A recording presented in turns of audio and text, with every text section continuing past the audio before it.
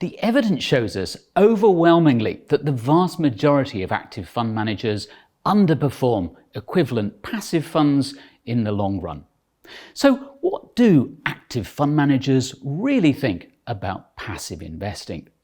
Well, researchers interviewed 70 people involved in active fund management in London, New York and Chicago, and they received some very surprising answers. We never went there to ask them about passive investing, but they kept talking about it. So they obviously had this on their minds. They obviously had a certain degree of anxiety about it.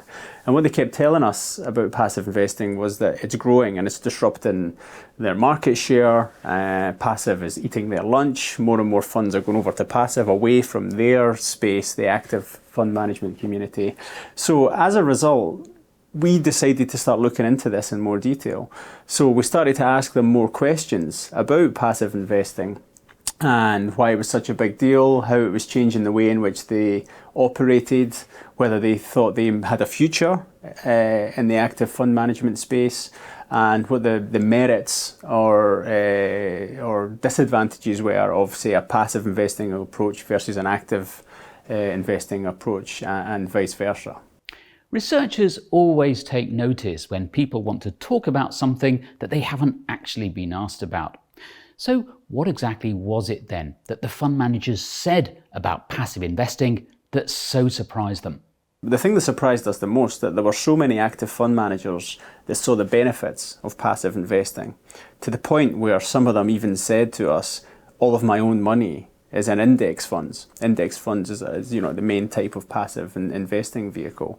Or other people said to us, I would not invest in my own fund, which really is quite remarkable, given that their livelihoods are based entirely upon active fund management, which takes a very radically different approach to passive investing. Despite their reservations about the value of using active funds, the people the researchers spoke to were still very defensive about them. Active management, says Professor Spence, bears all the hallmarks of a community under threat.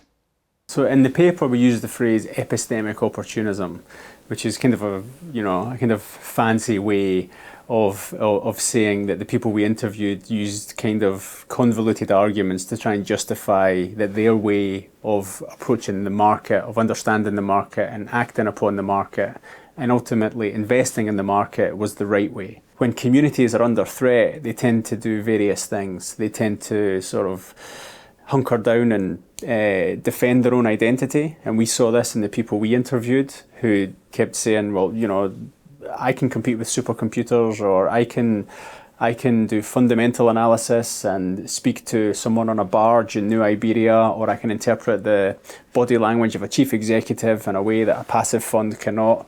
So that's really kind of reinforcing their own identity.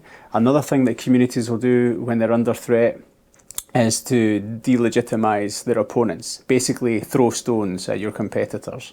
And they did this a lot by accusing passive investing for being responsible for all sorts of wonky price movements in the economy. The findings produced by Professor Spence and his colleagues are extraordinary. In public, fund managers say that active management is the way to go. In private, many concede that passive investing is superior, and some even invest their own money that way. If that's what active managers really think, do you honestly want to invest in actively managed funds?